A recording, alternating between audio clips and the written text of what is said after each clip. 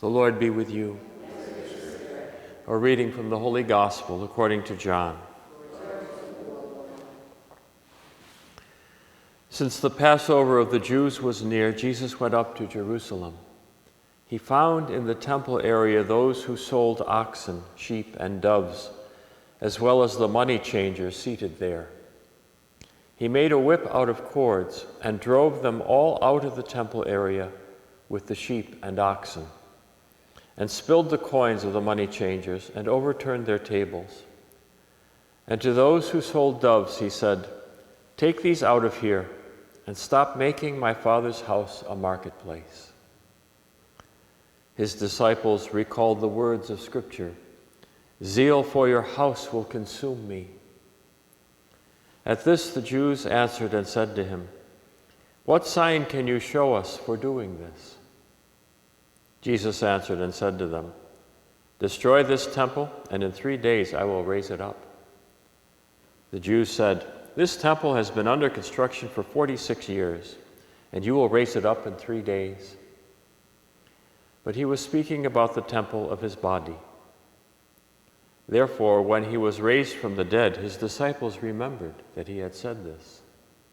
And they came to believe the Scripture and the word Jesus had spoken. The Gospel of the Lord. Praise to you, Lord Jesus Christ. I love watching on HGTV all of these shows about houses. There's quite a few. Flip or Flop, and Homes on Homes, all kinds of them that show in a very practical way that the integrity of a house relies on a lot of things, most especially its foundation, its roof, its heating, and all those kinds of things. But the main reality that you learn is that a house requires constant upkeep, constant repair, constant vigilance. It's not a hard jump to take the analogy to the church and even church buildings. This cathedral itself needs a lot of attention and care. It was built well, and but it is constantly needs attention. Even more so, the church that is made up of living stones, you and I. It is built on the best foundation possible. And through all of the ages, it has endured a great deal.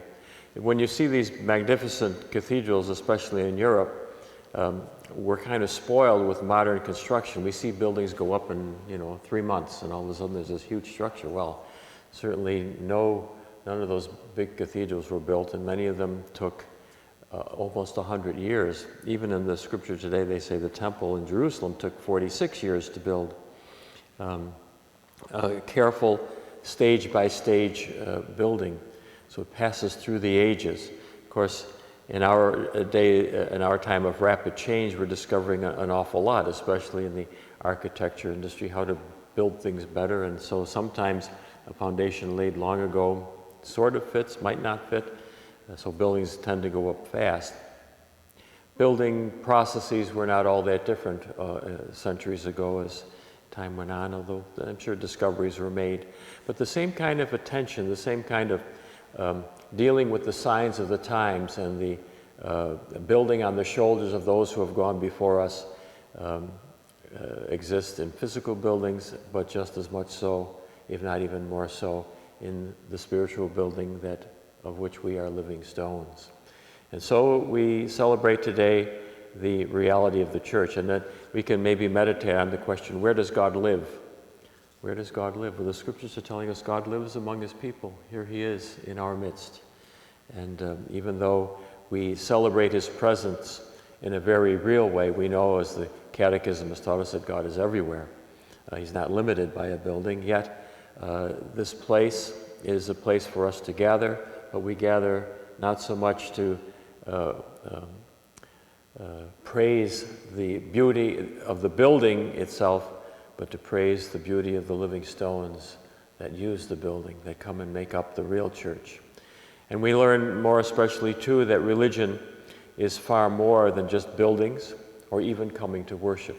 that religion is the very way we live our lives, the values that we hold, and the acts of charity that we do every single day, most especially those that we do far away from this building, the missionary activity that we do in bringing others healing and wholeness. May we be strengthened in the power of our faith to be living stones in our world, that we might sanctify the world, that we might be the sacrament of the world, making God's presence tangibly known and felt.